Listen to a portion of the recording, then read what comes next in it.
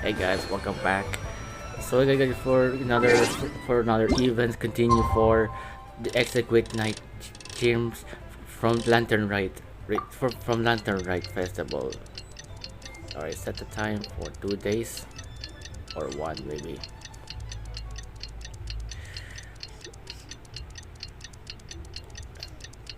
Because I don't know why it's been ever since last year in 2.4 because for new character from Shenhe right now because ever since I couldn't get what I gonna do, gonna choose with two banners rerun even though Shenhe Xiao second place, Ganyu and Zhongli.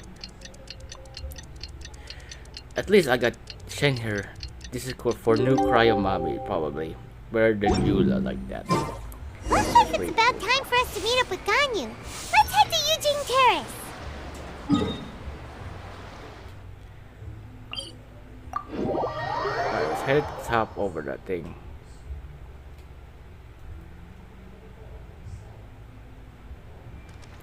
Okay, we headed to Eugene Terrace to talk to Ganyu. It's been a while as I didn't play this game for 3 days.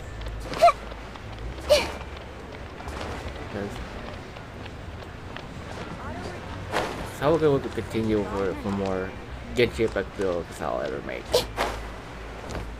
Cause I don't know.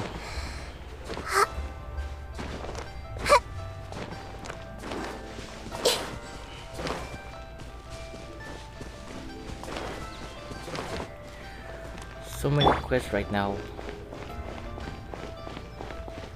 There's a Ganyu, and it will be a part 2 in the Exquisite night gyms.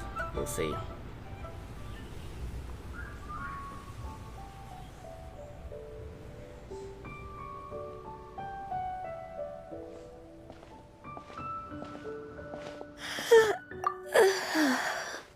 Greetings, traveler in Paimon. What time is it? Are you okay, Ganyu? You were nodding off there. Didn't you sleep well last night? I'm fine. Don't worry about me. Let's discuss the matter at hand. Since last time, I've been thinking a lot about the story Paimon told me. In essence, someone rescued a drowning man and performed some music. If that were all there was to it, it could have been many people, human or Adeptus. But the tune was allegedly so wonderful that the drowning man forgot about everything else, even his own impending death, and only came to his senses after being brought to shore. Perhaps there was an adeptal power at work in that music that he, as a mortal, could not perceive. Or perhaps he sensed a power surrounding him but lacked the words to describe it, not knowing where it came from. Either way, if this part of the story is true, then the rescuer has to have been an Adeptus. You really think so? But this story is all the way from Fontaine. Isn't this a bit of a long shot? Also, Paimon's really curious about how people from Fontaine think this fairy lady looked. Then she looked just like Ganyu. Guess that does technically make sense. Actually, Ganyu, if you had to save a drowning person, how would you go about it? Huh? Me? Well, I'd get them to the shore, and then I'd probably hide behind a tree and watch them for a while. Once I was sure that they were going to be okay, I'd slip away without a sound. Got it. So basically, Ganyu's the type of person who doesn't like taking credit for her good deeds. No, it's not like that. I'm just not very good at explaining things. And I also find it really awkward accepting other people's gratitude. Well, what if this Adeptus in the story had a similar attitude? That would explain why she just left without saying a word. She was probably thinking something like, one was merely passing by and saw fit to address this egregious disruption to one's graceful zithering at once. You may keep your thanks to yourself. That was actually a very good impression of Cloud Retainer, Paimon.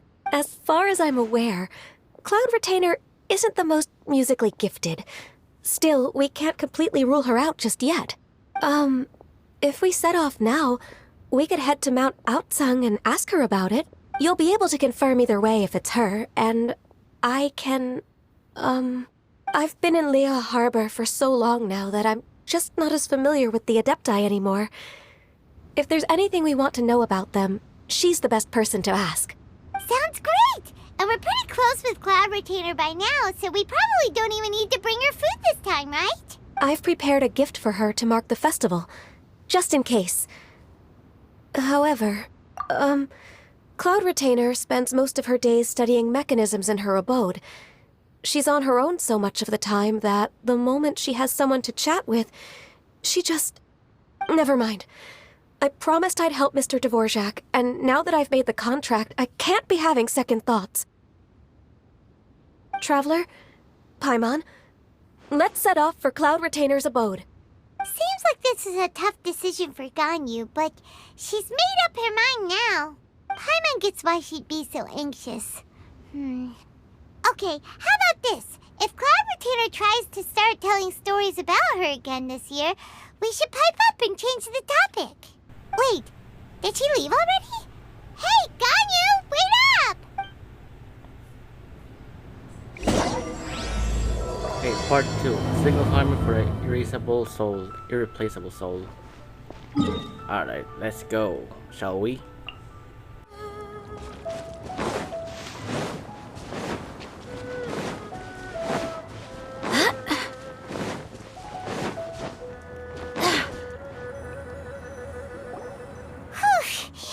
Paimon's so tired from trying to keep up. Don't either of you need to take any breaks? I can't believe it. Cloud Retainer is not here. Huh? Did we miss her? She doesn't like to travel, so in the past, it's always been the other Adepti who come to visit her during the festivals. True. Now that I think about it, Cloud Retainer would be quite capable of taking care of anything on her own. There's no need to worry about her. Since she's not here, I guess the next step is to check all the other Adepti abodes, one by one. Uh-oh. Will it involve a lot more traveling? Got it! Paimon has a great idea! Please go on, Paimon. Our goal here is to find the Adeptus that helped Dvorak's ancestor, right? We can't hear any music right now, but if she's really as nice as the story suggests, she'd definitely come to help anyone who was drowning, right? Yes, I think that's fair to say. So, all we have to do is get the Traveler to pretend to fall into the water, and the Adeptus will come to the rescue! You know perfectly well that Paimon can't swim! Paimon would sink like a rock! Just trust Paimon! The water's pretty deep over there! Quick, swim to the very center!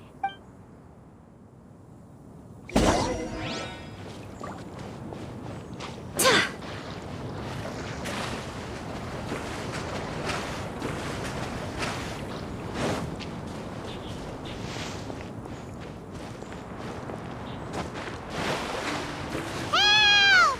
Help! Someone's drowning! If only there was a kind-hearted Adeptus here to save us! Oh no!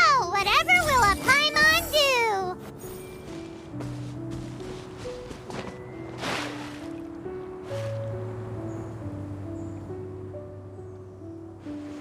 What is going on?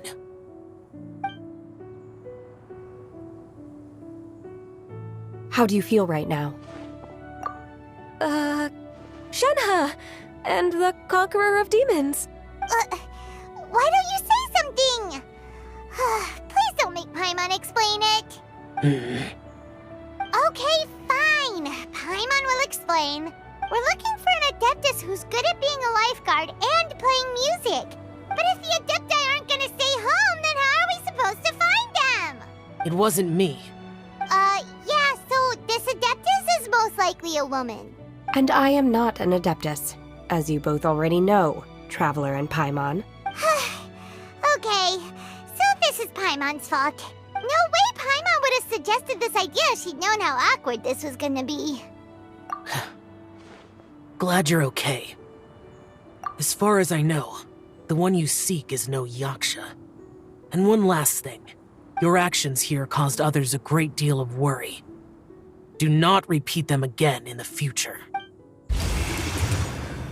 As ever, the conqueror of demons comes and goes, just like the wind. Right. I didn't dare to say a word just now. How's your training going, Shenhe? Have you made any plans for Lantern Rite? We could spend it together in Liyue Harbor if you'd like. Oh, I had planned to spend the festival with Master this year.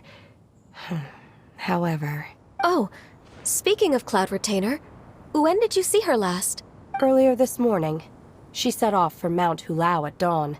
I noticed she was using an Adeptus art of some kind to protect a mechanism that looked like a boiler. Maybe it was a gift from Mountain Shaper. I did not inquire. So we just missed her. Please excuse me for a moment. I think I'll leave the gift in her abode. Sure. Thank you.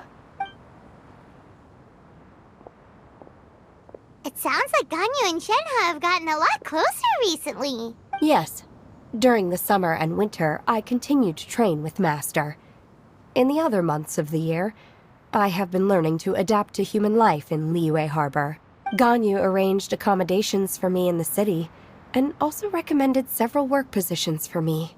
But when I try to blend in by referring to her as Miss Ganyu or Lady Ganyu, like the others, she says I mustn't address her like that.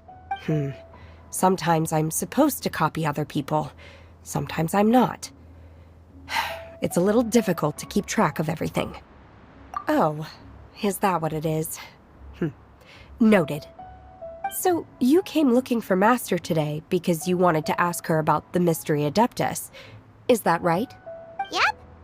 Oh, speaking of that, have you ever heard any music while out training in the mountains? Music? What is that? It's... a kind of a happy or relaxing sound. Or, a nerve-wracking sound.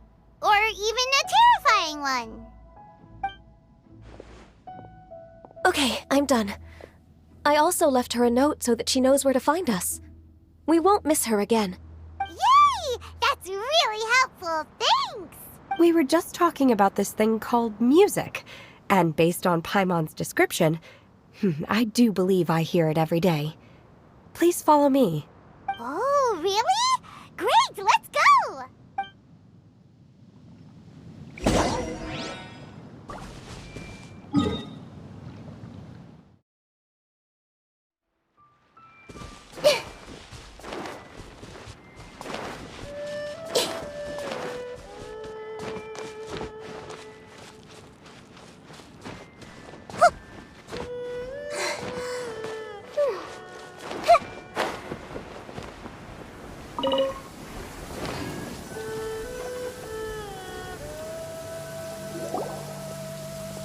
This is the place. I enjoy training here to the sound of music. The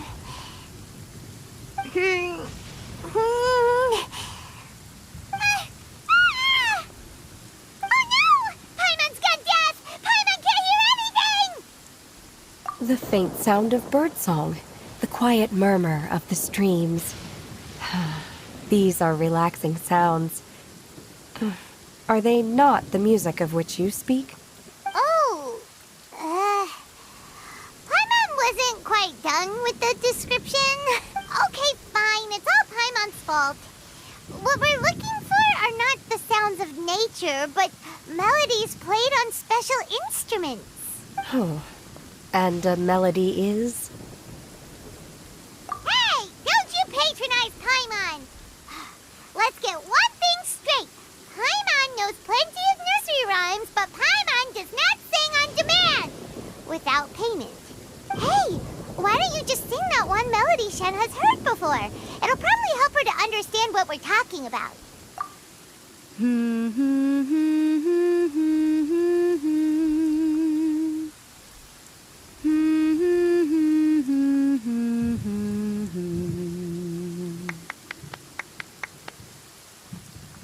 Oh, was that from the opera that Yunjin sang? That was a melody, and melodies can be called music. It felt like I was transported back to the past. In my mind's eye, I could see the Zhao lanterns lighting up the night sky again. We're all there, raising our glasses and drinking to our heart's content on the Jade Chamber. As I watched Yunjin's performance, I felt a warm sensation in my heart. And as the drink reached my stomach, it went from warm to hot. When you hummed that melody just now, feelings from a whole year ago came right back to me, as strong as they were on that day. So that's the power of music. Wow, Shenhe. That was so deep! Music definitely has the power to bring up memories. It's like a time capsule with all the special moments from our life squished inside. What about you, Ganyu? Are there any melodies that have left a deep impression on you? I don't remember if my parents ever sang any lullabies to me. I know some local folk songs. And a few other things come to mind, too. The songs of the sailors down at the docks. The little ditties that the vendors call out in front of their beloved shops. The tunes of folk artists performing on the streets. Yes, that's right. In the past, whenever I heard the sound of those tunes, I always felt that they were worlds apart from me. Nenny and Liyue probably view me as a non-human. And they are right, in the sense that I never could connect with humans' artistic expression and their sentiments. So I haven't been able to integrate into their community and be a part of their lives. At least, that's the view I held in the past. Only more recently did I start to realize that the only barriers are ones that I have erected with my imagination. The way those melodies make me feel isn't all that different from other people after all. They're about mundane details of everyday existence. Life's ups and downs, joys and sorrows. Even though we come from different backgrounds and have different stories to tell, when it comes down to the most common things that we see and experience around us each day in the city, in that sense, we're all the same. You go, Ganyu! You're really making progress. You have loads of friends in Liyue Harbor when you think about it. Okay, maybe some are more like coworkers and bosses. But at the very least, Keqing and Shenhe are your friends now, right? Yes, I am. Technically speaking, we should refer to each other by the conventional forms of address used among fellow disciples. Thank you, everyone. Once the days are warmer, I would like to host you at my home in the city. Please invite Keqing as well. I've planted many types of flowers. I'm sure some of them will be to your taste. You are too kind. I couldn't possibly. Nonsense. You are my friend. I have cultivated and cared for the flowers just as you taught me. Once you've seen them for yourself, I am sure you can advise me how to do an even better job next time. I will save some for decoration. We can feast on the rest. Then, thank you in advance. Wait, what is that saying again? If you insist? Do people say that? I'm not completely sure either. It doesn't matter, okay? You got the point across. No need to split hairs. Paimon's more concerned about your idea of a girls' night out. Eating flowers? Really? Does this have anything to do with you both being the disciples of that illuminated bird? Who dares refer to one not by one's Adeptus title, but merely as that illuminated bird? Master. Our greetings, Cloud Retainer. Ah! There it is! The illuminated bird has landed! Double humph. Now she has the gall to use it rather than she, even after being chastised once already? Barely a moment has passed since we last met, and yet your impertinence has reached new heights. Very well. If you refuse to learn your lesson, one shall scold you no further. One has received your message from Ganyu. On the matter of the Adeptus you seek, one suspects to know their identity. Well, shall one lead the way? I still have to complete my training for today, so I will bid farewell to everyone here. Very well. Await my arrival at one's abode later this night. On this special occasion, you should indulge yourself with some savory dishes. If you want to release a Shao Lantern, come and find us anytime. Thank you, everyone. Happy Lantern Rite to you too.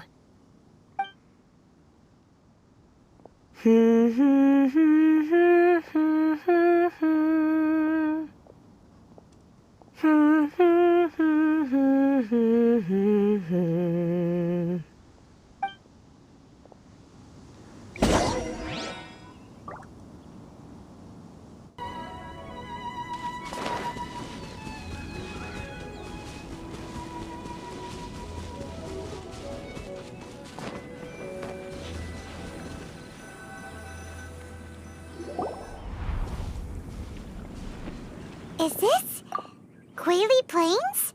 Cloud Retainer, why did you bring us here? Ganyu is of course familiar with the name Guizhong, but have you ever heard of her? Guizhong is another name of Agentis, the god of dust. She was extroverted in nature and adored social gatherings and inventions alike.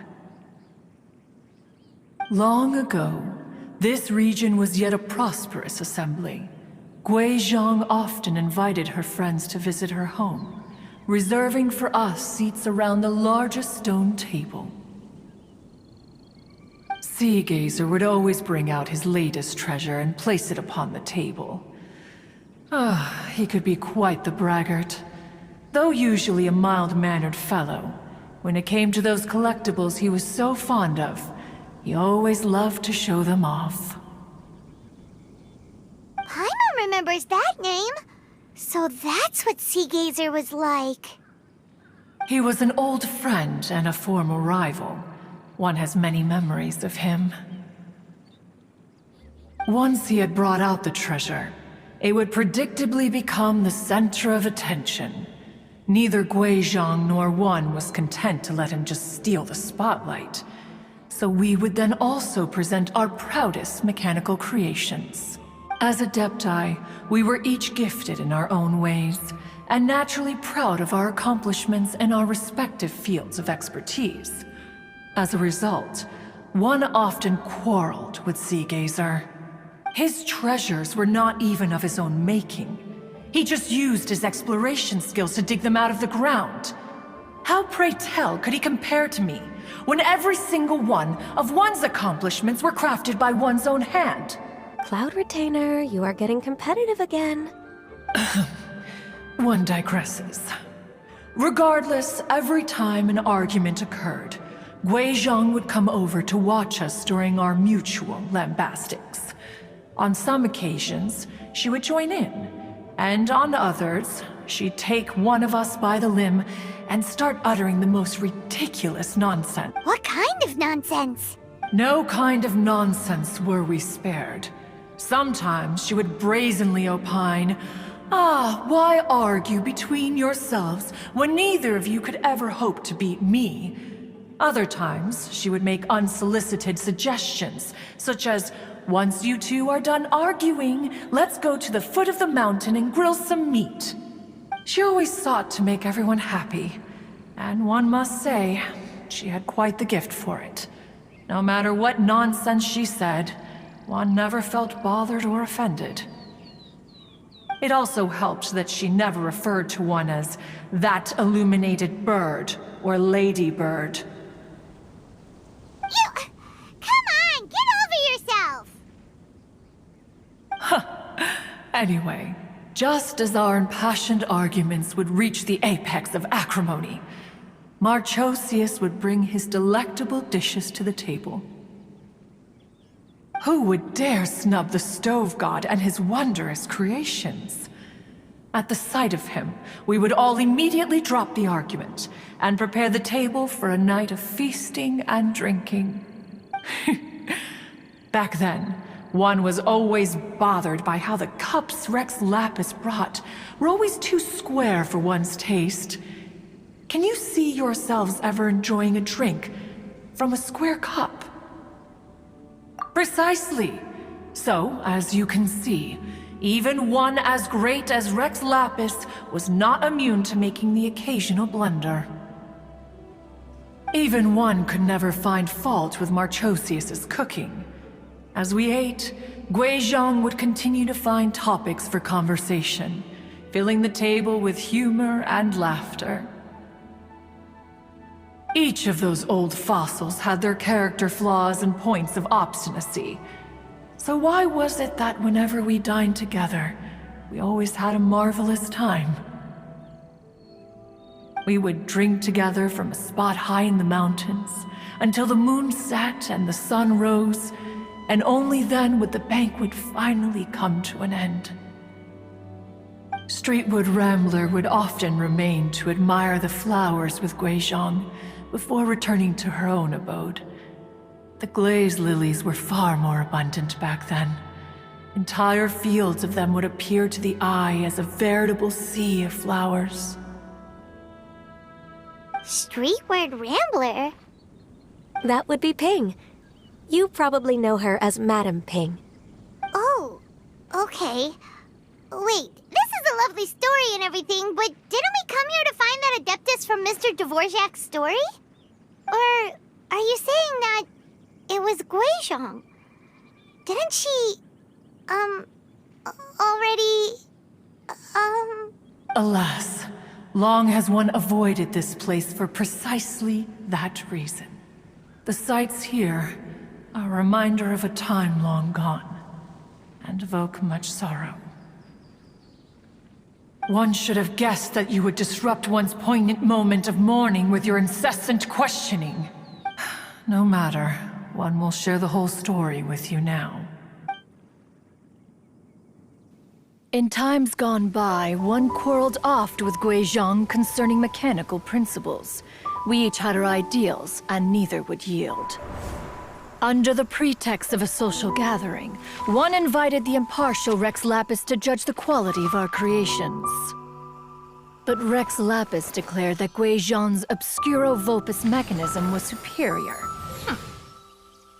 Though one was too proud to acknowledge it, in one's heart, one knew that Guizhong was indeed the superior talent in the mechanical arts. As for the story between Guizhong and Streetward Rambler, that begins with a certain bell. In Guizhong's opinion, while mechanisms were no substitute for human composers, they were yet capable of producing simple but fine melodies. But Streetward Rambler believed music to be an expression of the soul, an emotional enterprise that could never hope to be replicated by machinery. They argued endlessly, until one asked Rex Lapis to intercede. He confiscated the bell and designated it for ceremonial use. Thereafter, one would often find them convening in the mountains, discussing music, mechanics, and all the affairs of the mortal world. But these good times were not to last. War broke out between the gods, and soon engulfed the Guili Plains. Guizhong was overpowered by the enemy, and fell in battle. When Streetwood Rambler and I arrived at the scene at long last, all that remained among the ruins was her lifeless body. After this, at Streetwood Rambler's request, Rex Lapis granted her the cleansing bell for safekeeping. To honor our friend's memory, one made a few finishing touches to her ballistic device. Many lantern rites have passed since then. Many greetings and goodbyes. Upon what do you gaze? The Guili Plains? No. It's everything.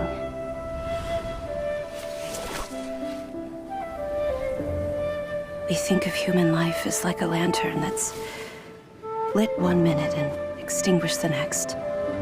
But are we Adepti so different? Perhaps as dust settles after a storm, we too must one day return to the world below. One has always been austere and private by nature, and has never relished socializing. One's dealings with Guizhong were born out of discussions on the discipline of mechanics. What? You have loads of friends, and you seem pretty chatty. Just because one is not ignorant of social graces does not mean one is fond of them. One is perfectly capable of partaking in conversation despite being introverted. But in the end, one is nothing like Streetward Rambler. She is dauntless but thoughtful, not to mention eloquent and wise. Moreover, her friendship with Guizhang was far greater than one's own. Back when they were rivals, they would often compete against one another in the realm of musical composition. That cleansing bell was one of Guizhang's proudest works, having the ability to both compose and perform. Wait, that's weird. Didn't Madame Ping say she pestered an old friend for that bell? And she also said something about being a vain beauty when she was young or something. Streetward Rambler, a vain beauty. My foot. That bell has a sad history. Clearly, she refrained from sharing with you the truth of its origins, since the right time had not yet come. As for her old friend, who else could it be? As soon as Streetward Rambler heard that a certain Zhang Li wished to borrow the bell, she realized that the man was none other than Rex Lapis, and that he had made an enormous decision. After all, we all have known each other for several millennia. Some things between us are implicitly understood. Whoa! So they were talking in secret code? Oh, Paimon did not see that one coming. Enough of your intrusions. Where was one up to? Ah, yes. One remembers now. The cleansing bell is powered by a mechanical art, and can be used to great effect as an accompanying instrument. After the passing of its creator, it was used on numerous occasions during rites of parting. But Streetward Rambler did not acquire it from Rex Lapis for the purpose of producing further funerary tunes. No. Each time she rang it, it was to play the tune that Guizhang composed on it. The two once clashed over their beliefs about the meaning of music. Who would have thought that with Guizhang's passing and Streetward Rambler's mourning, two tunes composed in discord would eventually become one harmonious composition?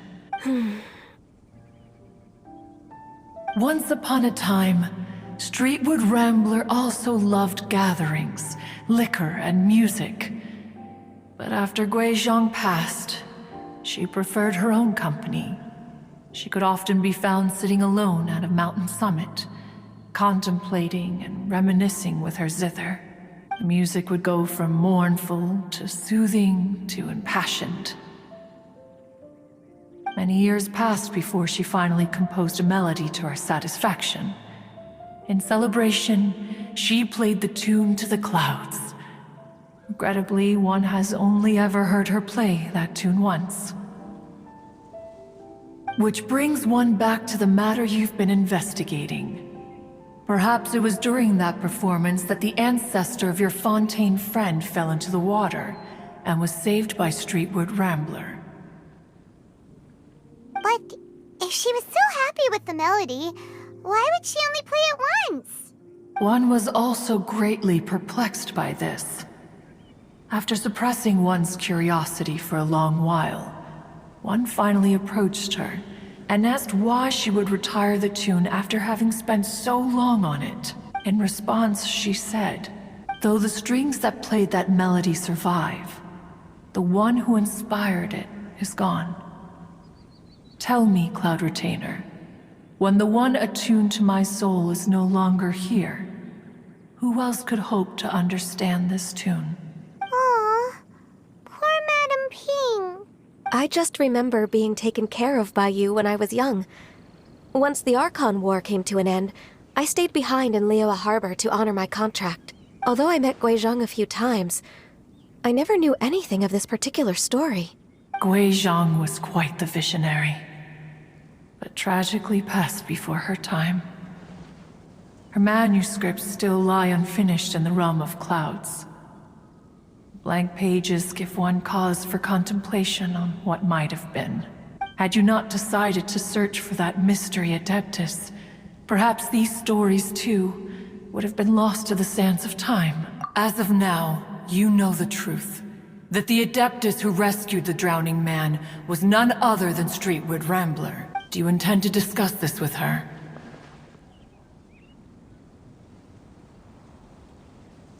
Do you mean Ping might find the topic too distressing? Precisely. The passing of our old friend is a heavy topic that both of us are usually careful to avoid. If I may be so bold, Cloud Retainer, could it be that this is just your own personal opinion? Oh? How so? I've been in Liyue Harbor for quite a long time now, and I've witnessed many farewells along the way.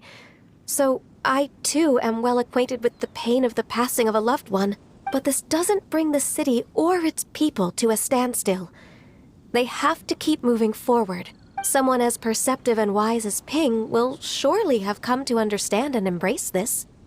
Though these immortal mountains have lost an Adeptus, the harbor of mortals has gained a wise elder. No loss can ever be undone, but there is always much that can still be gained. Ping has helped countless people, and will guide many others in the years to come. And all to whom she extends a helping hand become her friends. People she can admire flowers and discuss music with, though it is heartbreaking to lose a kindred spirit. Life goes on, because there are new friends waiting for you further down the road. We even asked Madame Ping what she thought about adding a music festival to this year's Lantern Rite. Oh, when we get back, why don't we just ask her if she'd like to perform? Maybe we can even get her up on stage. You youngsters and your imaginations. Why don't you come with us? It's been a long time since you last spoke with Ping, and Liyue Harbor is always decorated so beautifully during the festival period. Is not every Lantern Rite the same in this regard? Were there ever anything new to discuss? One in Ping could meet any day of the year. I disagree. Each new day and each new year is different from those that have come before. How long will you simply let them pass you by? The edibles she brought this time were indeed quite delectable. Very well. Then one will be off. If the other old fossils have sneaked away into the city to amuse themselves, one shall soon find out. All right. We should be getting back to the harbor as well. We don't want to keep her waiting. Once the Guili Assembly, now the Guili Plains. Say, if we planted flowers there and cared for them carefully enough, do you think that one day we'd be able to recreate the Sea of Glaze Lilies? Allow one to take back one's praise from a moment prior. You are still far too given to flights of fancy, child. What?